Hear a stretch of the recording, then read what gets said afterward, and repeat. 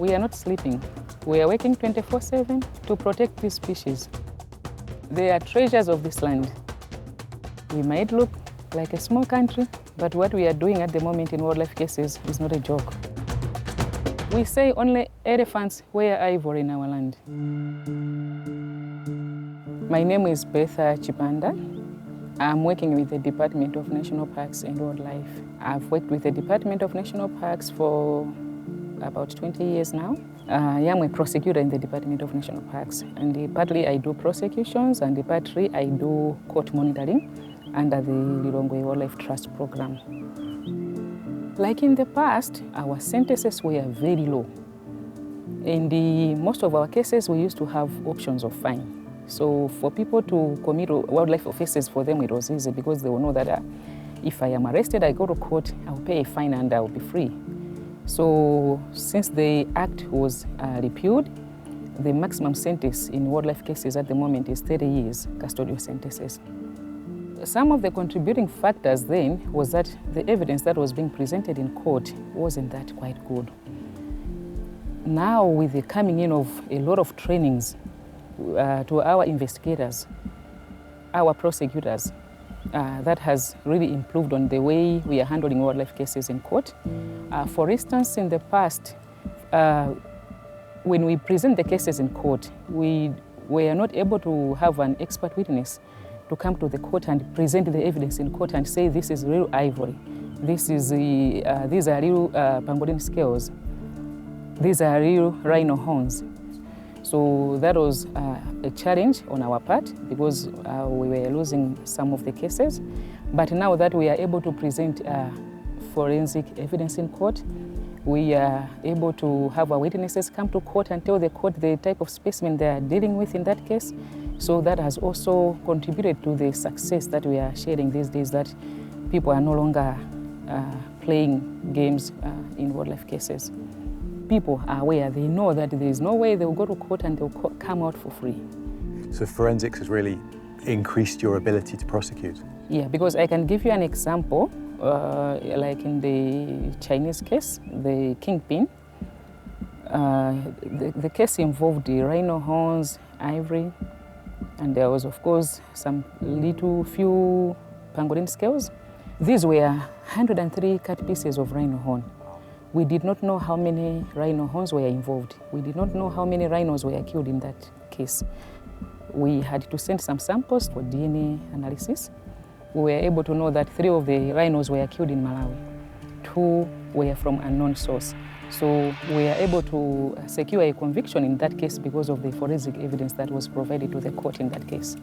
Can you tell me what sort of a difference it will make to you as a prosecutor, but also to Malawi as a country, having the forensic facilities in Lilongwe, in Malawi, and not having to send evidence overseas to different countries? That will be very helpful. Because like the rhino horn, it wasn't the first case. There was another case in the southern region where someone was selling game meat in his restaurant. So the case was presented to court and the defense counsel was arguing that how do we know that this is game meat? You are saying this is impala meat, you are saying this is pushback meat. How do we prove that?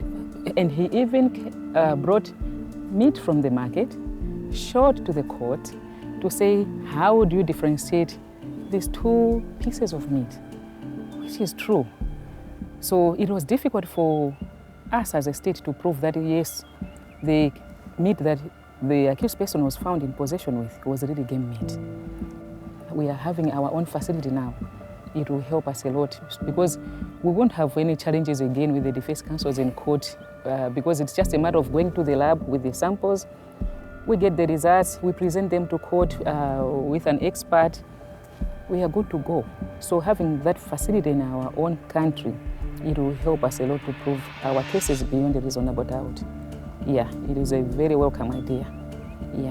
And how, in the past, when you received cases and you were prosecuting cases and the evidence got thrown out and the court, the case failed, how did that make you feel to have these cases failed after all the hard work? It's disappointing, it's frustrating, intimidating. You go to court, you think you have made all your homework, you present your evidence and you think you are doing well, and at the end of the day, you hear the court, you did not prove your case beyond reasonable doubt, the evidence you have presented is not satisfying. It was bad. And you look at the time you have wasted. We do pre-trials in most of our cases, 90% of our cases. Whenever we have registered the case in court, we are supposed to meet as a team. Prosecutions and investigations, we come together. You plan for your case, you see which evidence is going to be presented in court, you see who is going to testify in court. Now you go to court and your case is thrown out. So embarrassing. Yeah. So embarrassing. And now you're getting success and you see, how does that make you feel? Very happy. Very happy. All I think of most of the times is wildlife. This wildlife is for all of us. It's not just for the government, it's for each and every Malawian, and it's the responsibility of each and every Malawian to make sure that these wildlife are protected. The animal populations in our protected areas, in most of the species, had gone down in the past. But now, after a lot of work, law enforcement work to protect these wildlife animals, we have seen that there is an increase in most of our key species in our protected areas. So if people can work together with the government, if they come and work with us to protect these animals, these trees we have, I can see a promising future in there. And you speak very passionately about your work. I wonder whether you could speak of the people who play People's Postcode Lottery, if you would have any messages for them. Yeah, I have a very good message to them. We really appreciate the things they are doing, because in Malawi, without the support from out there, this fight will not be won.